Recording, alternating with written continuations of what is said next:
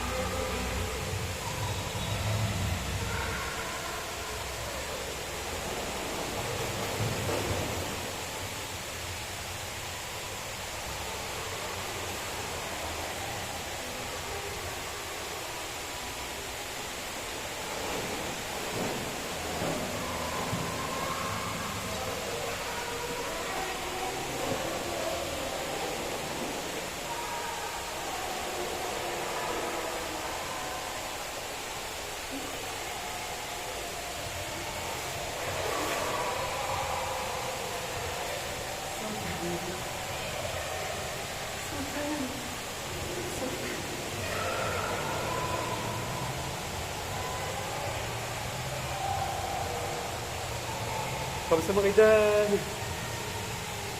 Vlog ko ba ito? Pwede naman eh.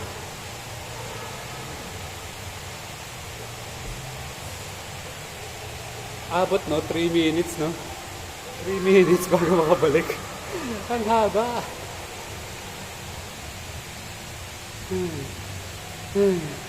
Oops!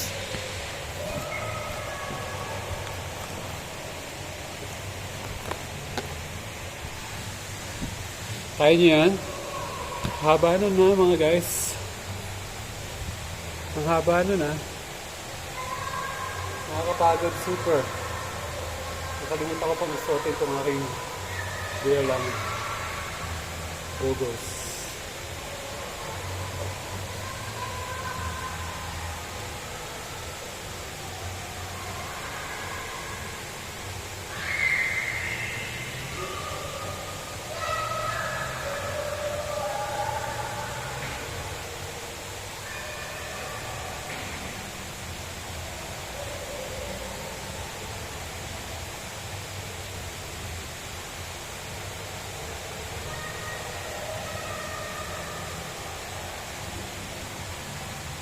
One more try.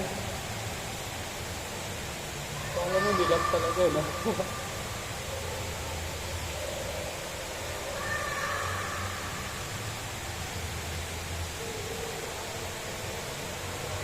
Ano pinagkaiba pag meron kang goggles?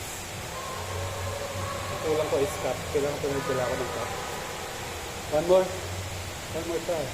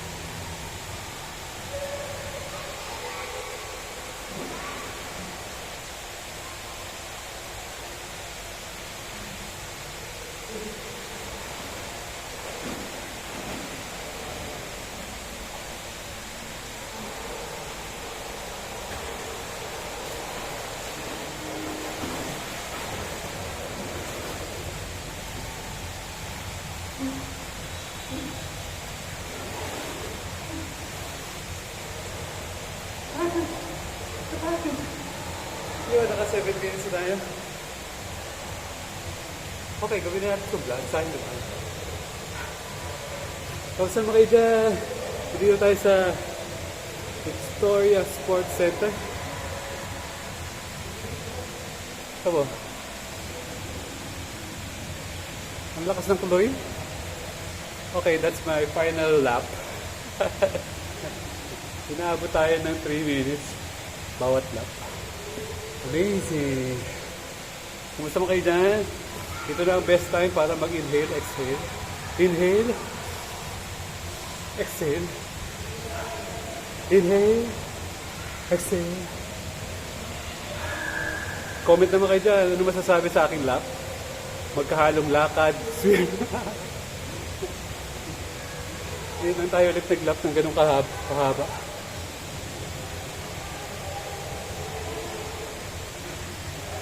Sakto lang. Enjoy life lang. Mamaya pupunta tayo dun sa isang pool na medyo meron daw dito yung ano yung parang yung water massage. Ganun siya. Okay, ito ang ating first swimming vlog. Sana nag-enjoy kayo ng watching. Magandang sports ang swimming. Kailangan ano siya talagang matitrain yung ano mo, yung breathing skills. Tapos upper body talaga siya kasi kailangan mong ano yung kamay mo eh. Nakakapagod. 5 stroke lang, pagod ka na. So, paano ko ito mapapractice ng regularly? Maghahanap ako ng pool na malapit sa amin. Siguro kaya ko mga once a month muna. Tapos gawin natin twice a month. Yan. Kasi pag hindi mo na napapractice yung upper body, hindi siya lumalakas. Kaya ang katawan natin kailangan lumalakas.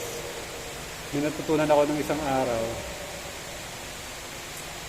Ang katawan daw natin is parang puno. Tree. Dalawa lang ang pwedeng kahinatnan. Either nabubulok ka na at mamamatay, or yumayabong at nagbubunga. Yeah. So, decision mo yun kung anong gagawin mo sa life mo. Habang tumatagal, ikaw ba ay nagbubunga? O habang tumatagal, papunta ka na sa kamatayan? Decaying and dying. Saan ko narinig yun? Kanino ko narinig yun? Hindi ko na maalala kung kanino ko narinig. Naalala ko na lang yung message na decision mo yun. Kung ikaw ay gusto mo na nag-decide ka na sa ganyang edad mo, is pa-decay ka na, patanda ka na, nakasalalay ka na lang sa mga maintenance, dying ka na talaga niyan pag sinimulan mo na yung mga maintenance niya. Pero, kung sinubukan mong gamitin ang mga free, libre, tubig. Nag-decide na po tayo na hindi na tayo inom ng kahit anong colored drinks. Talagang pure water lang. Kasi mga food natin, as much as possible, pure gulay and prutas. Kasi pabalik na tayo sa natural. Mas natural na kinakain mo, mas gulay, mas prutas,